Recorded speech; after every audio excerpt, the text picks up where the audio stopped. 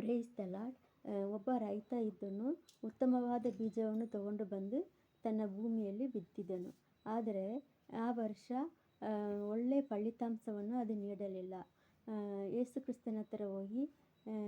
ಹತ್ರ ಹೋಗಿ ವಿಚಾರಣೆ ಮಾಡಿದನು.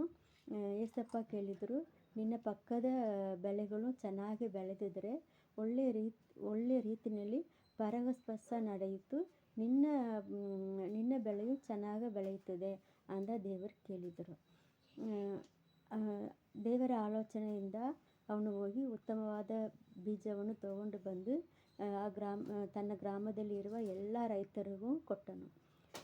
ಅದರಿಂದ ಆ ವರ್ಷದಲ್ಲಿ ಎಲ್ಲ ರೈತರಿಗೂ ಒಳ್ಳೆಯ ಫಲಿತಾಂಶ ದೇವರು ಕೊಟ್ಟರು. ದೇವರ ವಾಕ್ಯ ಹೀಗೆ ಕೇಳ್ತಾ ಇದೆ. ಜೆನಿಸಿಸ್ 26:12. ಇಸಾಕನು ಬೀಜವನ್ನು ಬಿತ್ತಿ ಆ ವರ್ಷದಲ್ಲಿ 100ರಷ್ಟು ಬೆಳೆಯನ್ನು ಹೊಂದಿದನು. ಯೆಹೋವನು ಅವನನ್ನು ಅಭಿವೃದ್ಧಿ ಮಾಡಿದನು ಅಂತ ಹೇಳಲ್ಪಟ್ಟಿದೆ. ನೀವು ನಿಮ್ಮ ಎಲ್ಲ ಕಾರ್ಯದಲ್ಲೂ ದೇವರ ಹತ್ರ ವಿಚಾರಣೆ ಮಾಡಿ ಕಾರ್ಯಗಳನ್ನು ಮಾಡುವಾಗ ದೇವರು ನಿಮ್ಮನ್ನು ಆಶೀರ್ವದಿಸಿ ನಿಮಗೂ 100ರಷ್ಟು ಆಶೀರ್ವಾದವನ್ನು ಕೊಡ್ತಾರೆ. ಆಮೆನ್. ಹಲ್ಲೆಲೂಯಾ.